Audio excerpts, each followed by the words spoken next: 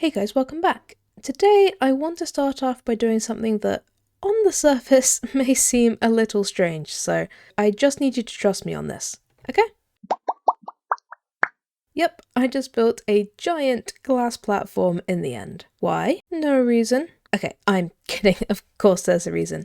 And that reason can be explained with these two maps. So this first map is just a map of the void, and as you can see, it's just this very flat light grey colour. However, this second map is of my glass platform, and if I put that in an item frame, you can only see the item frame. Then, if I use the armor stand book to turn the item frame invisible, it disappears completely. And that's because if you put glass over the void and create a map, it turns that bit of the map transparent, and because the glass covers the whole map, the whole thing is fully transparent.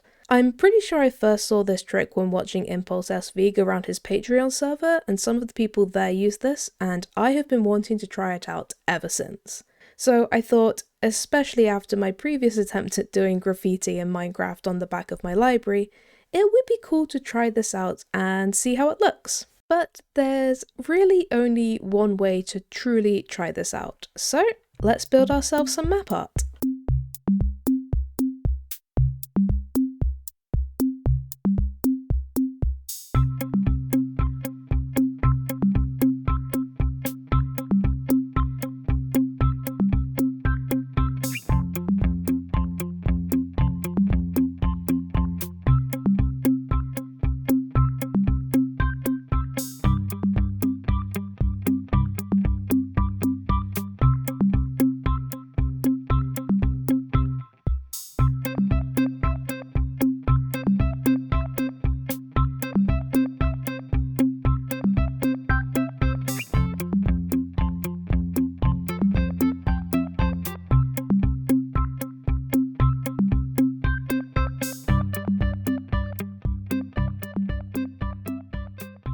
Do you see him?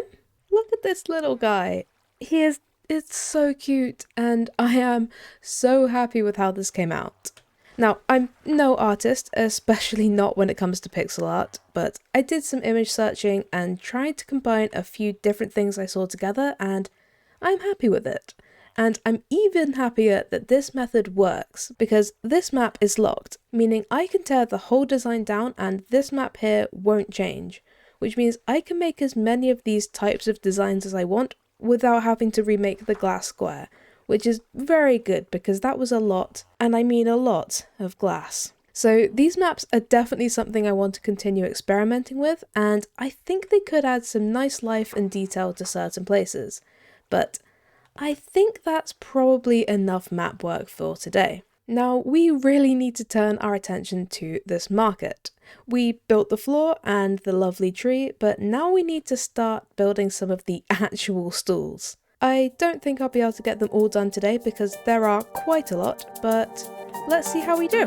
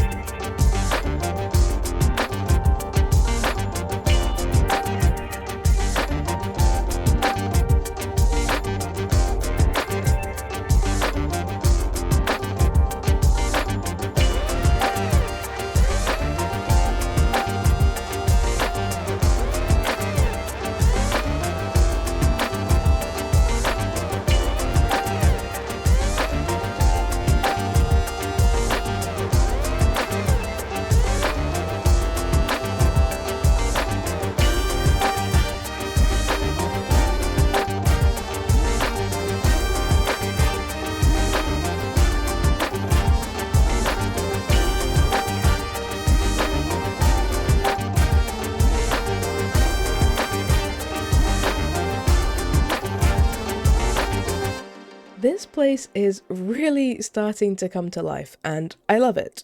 And as you can see, I did move all the villagers into this section, but I figured you've probably seen enough of me moving villagers recently, so I spared you that pleasure. But let me show you around.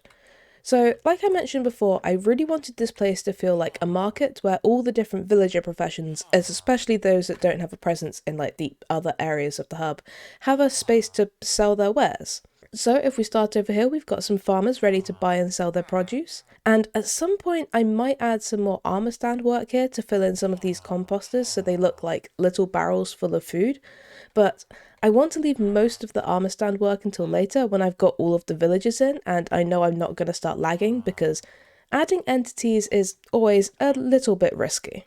Next, we've got a shepherd, which is a little bit of a smaller stall, and I haven't worked out the best way to decorate this yet, but something will hopefully come to me. Then we have our first slightly silly stall. I just had this idea that in a large market there would probably be some sort of game for kids to play and like win little prizes and stuff, and I thought this ended up looking quite a lot like a fair game, which is pretty cool. It also occurred to me that Minecraft doesn't really have any wood-related villagers, which I think would have a space in like a Minecraft market. Not everyone wants to go out with their axe and chop trees, especially if you're living in the end. So I just laid out like this super basic wood stall, and I think it has a certain charm to it.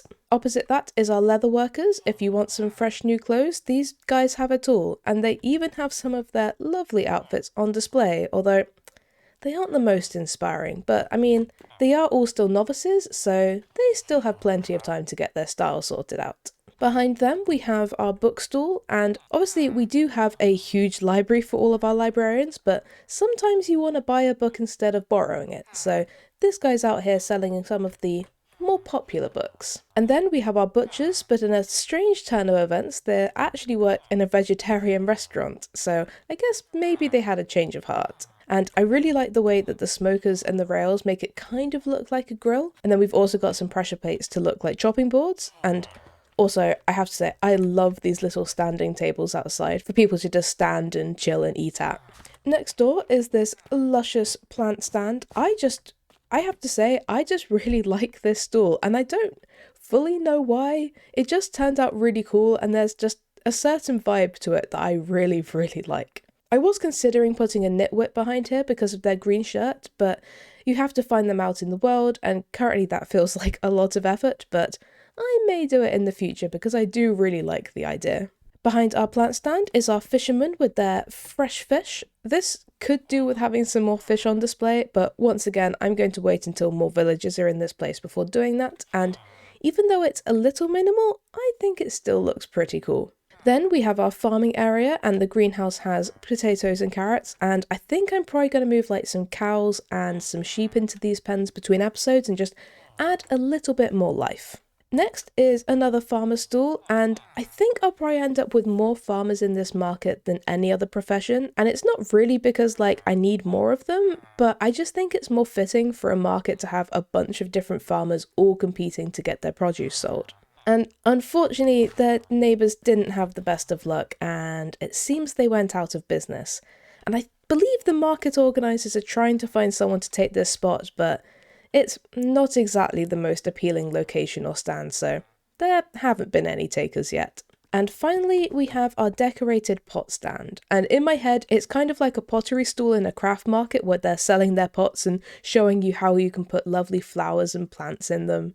And unfortunately, the owner isn't around at the moment, but it doesn't look like anyone's taken advantage of that yet. And that's our market so far. In fact, I think it's pretty much half of the whole market, which is very exciting because it means we're getting quite close to finishing out these quarters. But I think we're going to have to leave that for next time. I am so happy with this market so far, and I think it's going to come so alive when we add our free-range villagers into the mix. But until then, thank you guys for watching. I hope you have a great day, and I'll see you next time. Bye!